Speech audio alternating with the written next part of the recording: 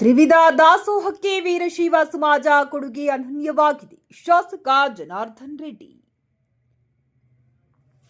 ಗಂಗಾವತಿ ಶಿಕ್ಷಣ, ಅನ್ನದಾಸೋಹ ಸೇರಿದಂತೆ ಸಮಾಜದ ಸರ್ವತೋಮುಖ ಅಭಿವೃದ್ಧಿಗೆ ವೀರಶೈವ ಸಮಾಜದ ಕೊಡುಗೆ ಅನನ್ಯವಾಗಿದೆ ಎಂದು ಶಾಸಕ ಗಾಲಿ ಜನಾರ್ದನ ರೆಡ್ಡಿ ಹೇಳಿದರು.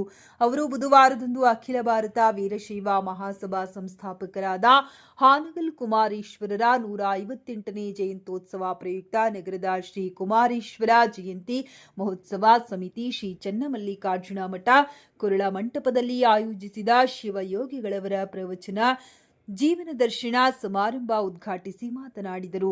ಹಾಲಗಲ್ಲ ಕುಮಾರ ಮಹಾಶಿವಯೋಗಿಗಳವರು ಈ ಶತಮಾನದ ಯುಗ ಪುರುಷರಾಗಿ ಸಮಾಜದಲ್ಲಿನ ಅಜ್ಞಾನ ಅಂಧಕಾರ ತೊರೆದು ಹಾಕುವುದರ ಜೊತೆಗೆ ಶರಣ ಸಂಸ್ಕೃತಿಯಿಂದ 1904ರಲ್ಲಿ ಅಖಿಲ ಭಾರತ ವೀರಶೈವ ಲಿಂಗಾಯತ ಮಹಾಸಭೆಯನ್ನ ಸ್ಥಾಪಿಸಿ ಹಾನಗಲ್ನಲ್ಲಿ 1909ರಲ್ಲಿ ಶ್ರೀ ಶಿವಯೋಗ ಮಂದಿರ ಸಂಸ್ಥೆಯನ್ನ ಸ್ಥಾಪಿಸಿದರು. ಶ್ರೀಗಳವರ ದಿವ್ಯ ದೃಷ್ಟಿಯ ಫಲವಾಗಿ ಅಂಧರಾದ ಲಿಂಗೈಕ್ಯ ಪಂಡಿತ್ ಪಂಚಾಕ್ಷರಿ ಗವಾಯಿಗಳು ಹಾಗೂ ನಡೆದಾಡುವ ದೇವರು ಪುಟ್ಟರಾಜ ಗವಾಯಿಗಳವರನ್ನು ನಾಡಿನ ಸಂಗೀತ ಕ್ಷೇತ್ರಕ್ಕೆ ನೀಡಿದ ಕೊಡುಗೆ ಅಪಾರವಾಗಿದೆ ಎಂದು ಹೇಳಿದರು.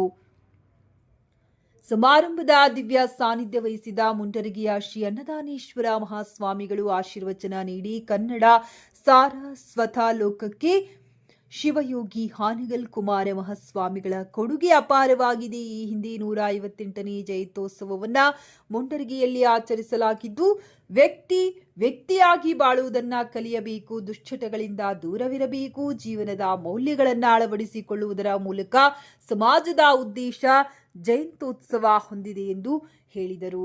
ಈ ಸಂದರ್ಭದಲ್ಲಿ ನಾಗಭೂಷಣ ಶಿವಾಚಾರ್ಯರು, ಸುಳೇಕಲ್ ಬೃಹನ್ಮಠದ ಶರಣರು ಸೇರಿದಂತೆ ಮಾಜಿ ಶಾಸಕ ಪರನ್ನ ಮುನವಳ್ಳಿ, ಜಿ ವೀರಪ್ಪ, ಗಿರೇಗೌಡ, ತಿಪ್ಪೇರುದ್ರಸ್ವಾಮಿ, ಮಾಜಿ ಸಂಸದ ಶಿವರಾಮೇಗೌಡ ಮತ್ತಿತರ ಮುಖಂಡರು ಉಪಸ್ಥಿತರಿದ್ದರು.